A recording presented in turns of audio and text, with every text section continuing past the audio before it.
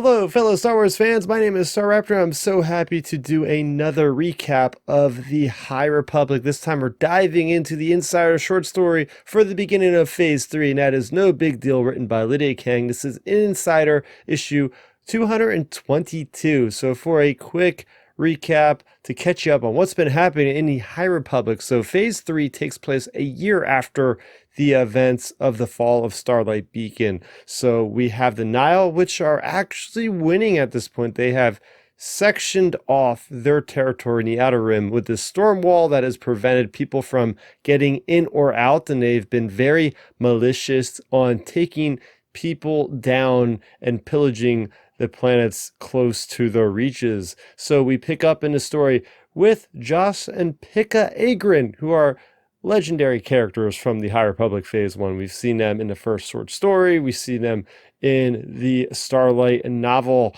and a lot of other places, right? So basically what they're doing in this is they are basically in the last year helping out the Republic. They are part of the Republic Defense Corps. They joined them after the events of the Starlight Beacon's fall. So they're just doing your run-of-the-mill mission, and they're stationed on Iriadu, which is the home planet of Grand Moff Tarkin, for your information. And they are joined by none other than this Admiral Krenara, who we've heard from the Light of the Jedi novel and many other places in Star Wars. He is in charge of the fleets of the Republic at this time, and he's putting both captains actually, Agren and Pika, on this mission to go and investigate a blacked out Nihil ship on the edge of the storm wall. Their idea is they could maybe use the technology from the ship to find a way to go in and out of the Stormshield to rescue and go on missions and different things like that. So it sounds like a very simple mission. By the way, Admiral Krenara is joined by a new character in the High Republic named Eb Cassette. Now, Eb Cassette, that last name sounds familiar. Yes, she is the niece of Hedda Cassette, who is the pilot for the Legacy run that starts off the Great Disaster in Light of the Jedi novel by Charles Soule. So,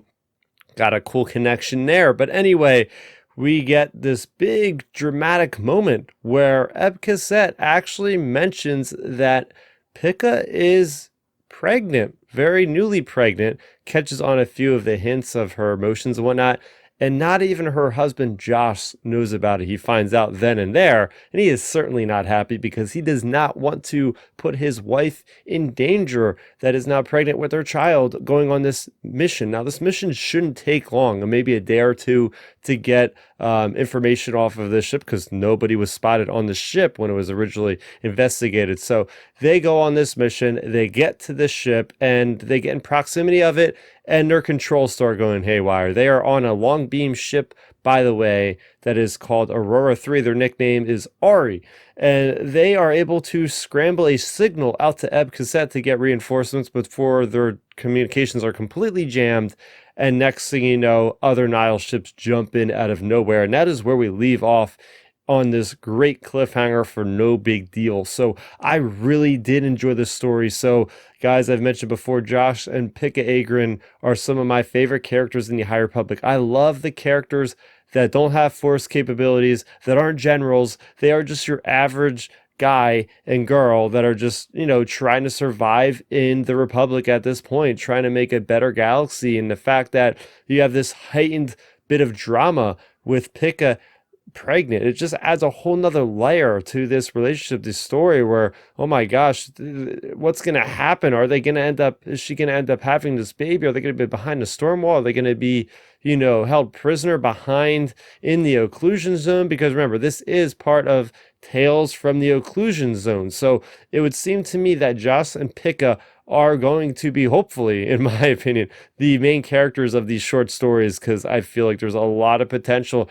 to get some great drama from just a situation that both of these, this upcoming parents are going to be in. But yes, that is our first story by Lydia Kang, who will be continuing to write these issues, or these short stories. So I really enjoyed this one. I think this really sets off Phase 3 with a bang. The Nihil are taking no prisoners.